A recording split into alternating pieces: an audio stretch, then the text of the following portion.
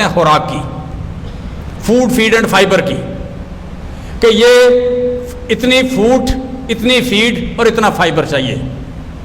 Fibre کے حوالے سے جسٹ آپ کو بتا دوں کہ پچھلے 6 سال سے ہماری جو ایکسپورٹ ہے ٹیکسٹائل کی $13 ارب پہ رکی ہوئی تھی، $13 ارب پہ جا کے واپس آئی، $14 ارب پہ جا کے واپس آئی، 12.5 جب ہم نے لیا پاکستان کو ہمارے پاس آیا تو $12.5 ارب کی ایکسپورٹ تھی۔ یہ کوئی 7 سال بعد اس سال $3 ارب بڑھی ہے، اس سال یہ چلی گئی $15.5 ارب پہ۔ اگلے سال کا ٹیکسٹائل کا ٹارگٹ ہے $20 ارب، اس سے اگلے سال کا ٹارگٹ ہے $26 ارب، اور کہتے ہیں کہ آپ کے اگلے ٹینیور میں ہم $50 ارب کریں گے۔ وجہ کیا تھی اس کی؟ جتنے پچھلے ٹینیور ہیں ساروں میں ٹیکسٹائل کو جو سبسڈی ملی 66 ارب روپے کی ملی، ہم نے 3 سال میں 115 ارب کی سبسڈی دی ہے ان کو۔ سر کتنی؟ پچھلی ساری حکومتوں کے ملا کے 66 ارب، ہم نے 3 سال میں ٹیکسٹائل کو 115 ارب روپے کی سبسڈی دی ہے۔ ہم نے ان کی بجلی سستی کی، ہم نے ان کی گیس سستی کی۔ اس سال $2.5 ارب کی مشینری امپورٹ ہو رہی ہے، جتنے کی مشینری آتی ہے اس سے ڈبل ایکسپورٹ بڑھتی ہے۔ $5 ارب اس سال تھوڑی لیٹ آئے گی، کوئی $2.5-3 ارب اس سال بڑھے گی مشینری آنے کی وجہ سے، پرانی اس سے علاوہ بڑھے گی، اور ٹارگٹ یہ ہے کہ ہماری یہ حکومت جو یہ ٹینیور پورا ہونے تک $26 ارب کی ہم ایکسپورٹ دیں گے۔ اس کے لیے آپ کو کتنی کاٹن چاہیے آپ سوچ سکتے ہیں۔ ہمارا ٹارگٹ یہ ہے کہ ہم کم از کم 80% کاٹن لوکل پروڈیوس کر کے دیا کریں گے ان کو، یہ ہمارا ٹارگٹ ہے۔ دوسری خوراک جو ہے، خوراک میں ہم نے ایکسپورٹر بننا ہے۔ جانور بھی ہمارا انڈر نرس نہیں رہے گا، انسان بھی انڈر نرس نہیں رہے گا۔ پاکستان 27 رمضان کو بنا، اللہ کے نام پہ بنا، لا الہ الا اللہ محمد رسول اللہ کا کلمہ پڑھ کے بنا۔ سر یہ لوگوں کو بھوکا رکھنے کے لیے نہیں بنا تھا، یہاں کے لوگوں کو غریب رکھنے کے لیے نہیں بنا تھا، یہ معاشی اور سماجی انصاف کے لیے بنا تھا۔ نہ یہاں کے لوگوں کی آزادی تو انہوں نے لے لی، ذہنی آزادی لوگوں نے لینے نہیں دی، ہم ذہنی طور پر آزاد کر کے ان لوگوں کی بھوک ختم کریں گے انشاءاللہ۔ بھوک کے حوالے سے میں 2 لوگوں کا ذکر کروں گا۔ کنفیوشس چائنا کا سب سے بڑا فلاسفر ہے۔ چائنیز ٹوٹل ترقی جو ہے، یہ جو آپ کا بیوروکریسی کا سسٹم ہے، دنیا میں بیوروکریسی کا سسٹم پہلی بار کنفیوشس لے کے آیا تھا۔ وہ کہتا ہے کہ جو بادشاہ ہوتا ہے سیریمونیل ہوتا ہے، حکومت انٹلیکچوئل چلاتے ہیں۔ پھر وہ لکھتا ہے کہ جب اگر قوم کے حکمران فلاسفر ہوں تو شہری چین کی نیند سوتے ہیں۔ جو سب سے زیادہ عقل مند آدمی وہ تھا، اسے بیٹھا تھا سامنے شاگرد بیٹھے تھے، شاگردوں نے پوچھا استاد ایک بات بتاؤ، انہیں پوچھو۔ اس نے کہا ریاست کے لیے کیا چاہیے؟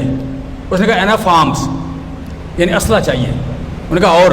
اس نے کہا انف فوڈ۔ انہوں نے کہا اور؟ اس نے کہا trust between the people and roller.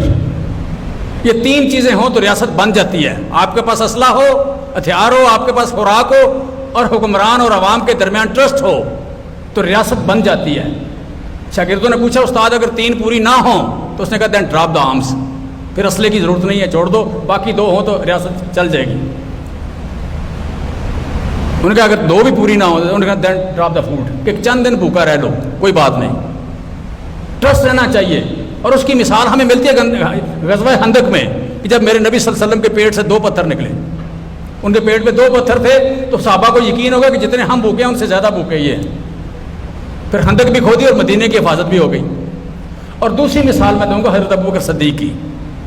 جب خلیفہ بنے تو صبح حضرت عمر فاروق ان کو مسجد نبوی ملنے گئے چبوترے پہ جہاں بیٹھتے تھے صحابہ، وہاں پہ ملنے گئے تو وہاں خلیفہ موجود نہیں تھے، امیر المومنین موجود نہیں تھے۔ انہیں پوچھا امیر المومنین کہاں ہیں؟ انہوں نے کہا بازار میں کپڑا بیچنے گئے ہیں۔ وہ پیچھے چلے کے جا کے پکڑ لیا، انہوں نے کہا امیر المومنین یہ مدینہ ریاست ہے، یہ امیر المومنین کے بغیر نہیں چلے گی، آئیں آ کے بیٹھیں یہاں پہ کام کریں ورنہ ریاست نہیں رہے گی۔ انہوں نے کہا میں اگر یہاں کام کروں گا تو میرے بچے کیا کھائیں گے، میں تو بھوکا مر جاؤں گا۔ انہوں نے کہا ریاست آپ کو تنخواہ دے گی، انہیں سوچ کے کہتے ہیں ہاں بات ٹھیک ہے، ریاست میں تنخواہ دے دیں۔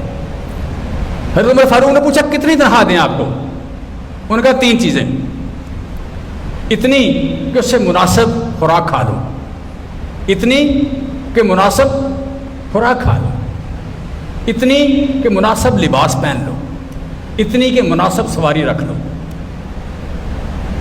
جو دنیا کے سادہ ترین خلیفہ تھے، سب سے زیادہ پاک باز، انہوں نے مناسب خوراک پہ کمپرومائز نہیں کیا۔ صرف ریاست میں رہنے والے ہر آدمی کا حق ہے کہ اسے مناسب خوراک دی جائے، اس پہ کمپرومائز نہ کیا جائے۔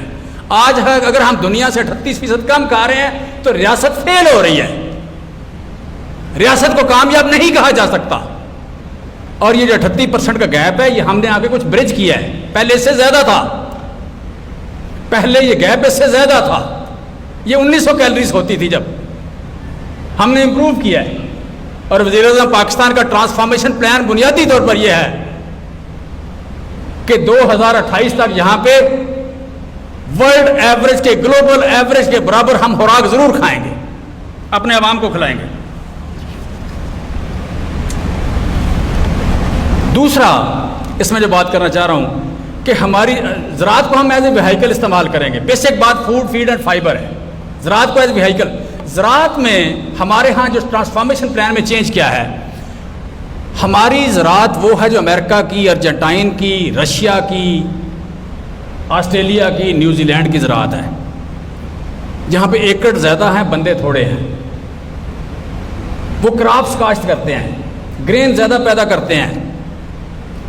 اور دنیا کے تھکلی پاپولیٹڈ کنٹریز، پاکستان ہے، چائنا ہے، انڈیا ہے، پاکستان ہے، بنگلہ دیش ہے، مصر ہے، یہ آپ کہہ لیں کہ تھائی لینڈ ہے، you can say this, Indonesia ہے، نائجیریا ہے، فلپائن ہے،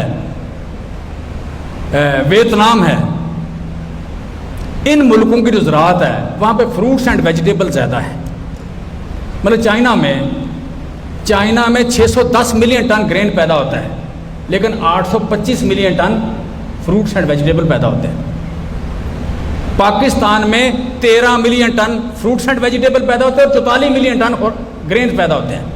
ہماری زراعت کا ڈیزائن ہماری ضرورت سے الٹا ہے، ہم نے اس ڈیزائن کو سیدھا کرنا ہے۔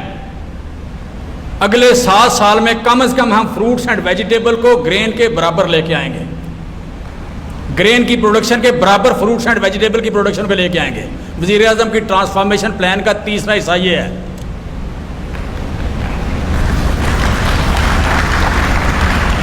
پھر ورلڈ بینک کی 2 سٹڈیز ہیں۔ ایک سٹڈی یہ ہے کہ $1 اگر آپ ایگریکلچر پہ خرچ کریں تو غربت کے خاتمے میں وہ 4 گنا زیادہ افیکٹو ہے دین اینی ادر فیلڈ۔ وجہ، کسان مانگتا نہیں ہے، یہ مانگ کے کھاتا نہیں ہے۔